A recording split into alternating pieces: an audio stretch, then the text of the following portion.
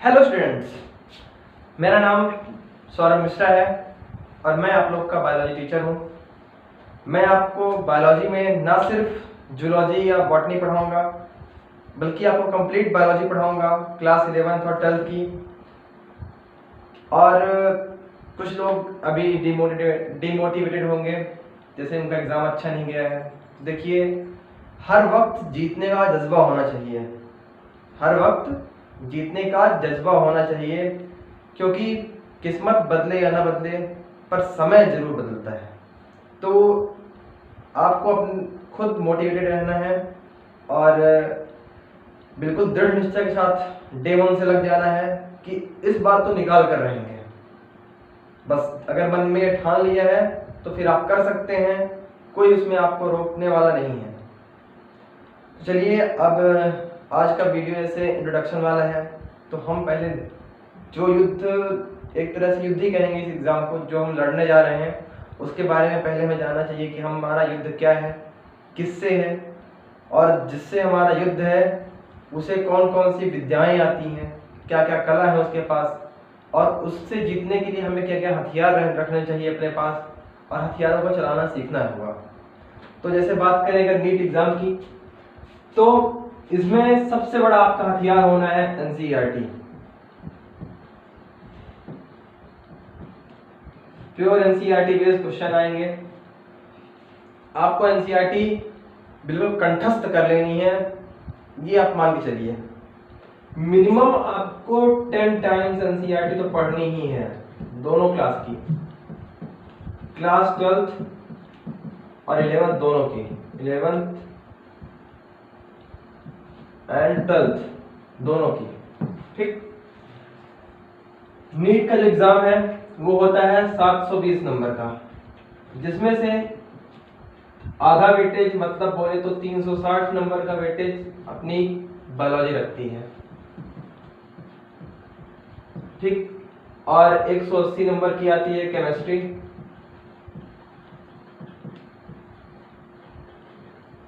और 180 नंबर की ही होती है अपनी फिजिक्स।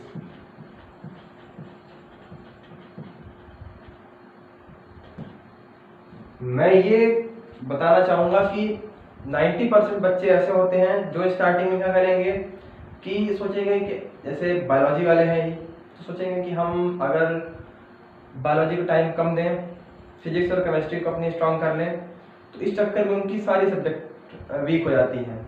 क्योंकि हमें हर सब्जेक्ट को इक्वल टाइम देना है। जब नीट वालों ने सबको इक्वली नंबर दिए हैं कि भाई ये 180 का है, ये भी 180 का है, ये भी 180 का है, तो हमें हर सब्जेक्ट को 180 नंबर पाने के लिए ही पढ़ना है।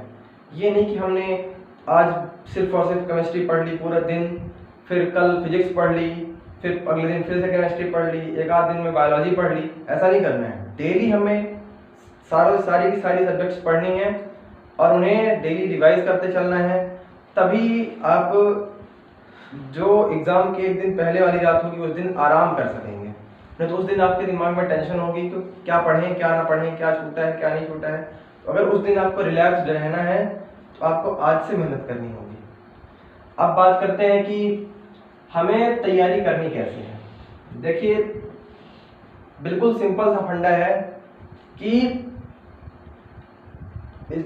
हमें स्टार्टिंग में, जैसे मैं आपको पढ़ाऊंगा तो मैं नोट्स दूंगा आपको हर सब्जेक्ट की, मतलब बायोलॉजी की हर चैप्टर की नोट्स दूंगा, और हर टीचर नोट्स देंगे अपने अपने सब्जेक्ट की। तो नोट्स मेरी जो होंगी वो शॉर्ट होंगी, बिल्कुल शॉर्ट टर्म में होंगी, और मैं प्योर हिंदी मीडियम में पढ़ाऊंगा। अब प्योर में ये नहीं कि हर शब्द मैं हिंदी में ही यूज़ करूंगा, हर वर्ड में हिंदी में बताऊंगा, ऐसा नहीं है। हिंदी में भी और इंग्लिश में भी, मतलब बाइलिंगुअल चलने वाला है, पर मैं मैक्सिमम हिंदी का यूज़ करूंगा, क्योंकि मैंने हिंदी मीडियम के छात्रों को आगे बढ़ाने के लिए ही, ताकि वो भी पढ़ सकें, वो भी आगे बढ़ सकें, इसलिए ही ये चैनल बनाया है और पढ़ाना स्टार्ट किया है। और मैं लास्ट तक सिलेबस पूरा करवा के ही छोड़ूंगा, और आप लोगों को भी मेरे साथ चलना होगा। तो जैसे मैंने आपको नोट्स दी, आपको डेली उन्हें रिवाइज करना है, डेली का डेली रिवाइज करेंगे आप। प्लस आप एनसीईआरटी की रीडिंग जरूर लगाएंगे। आप एनसीईआरटी की रीडिंग डेली लगाएंगे, डेली आपको एनसीईआरटी रीड करनी है, तभी आप जाकर डॉक्टर बनने की रेस में आ पाएंगे। अगर आपने एनसीईआरटी नहीं पढ़ी तो आप डॉक्टर बनने की रेस से बाहर हो चुके होंगे। इसीलिए आपको डेली एनसीईआरटी पढ़नी है, क्योंकि मैं भी इंसान हूँ, मुझसे भी कुछ चीज़ें छूट सकती हैं। तो अगर आप चाहते हैं कि कोई भी क्वेश्चन आपसे ना छूटे, आपको अगर 360 नंबर्स के लिए पढ़ना है बायोलॉजी, तो आपको पूरे की पूरी एनसीईआरटी पढ़नी होगी एक तरफ से, कुछ भी नहीं छोड़ना है, क्योंकि जो है एनसीईआरटी में सब इम्पोर्टेंट है। क्योंकि नीट एनसीईआरटी फॉलो करता है, एनसीईआरटी में जो लिखा है वो सब इम्पोर्टेंट है। और डेली आप एनसीईआरटी की रीडिंग लगाकर, जैसे मैंने आज आपको पढ़ाया, तो आप शाम को पढ़ेंगे, पूरे ही नोट्स पढ़ेंगे, एनसीईआरटी रीड करेंगे, सुबह भी आप क्लास में आने से पहले एक बार रिवाइज करके आएंगे। इससे क्या होगा, आपका 1-2 बार तो ऐसे ही पढ़ लिया आपने, फिर आपको चौथे दिन फिर से इसी चीज़ को रिवाइज करनी है। फिर उसके बाद 7वें दिन, मतलब पहले 1 फर्स्ट डे, फिर 4th डे, फिर 7th डे, फिर आपको ये लेके चलना है 15th डे पर। उसके बाद आपको जाना है सीधे 30 दिन बाद।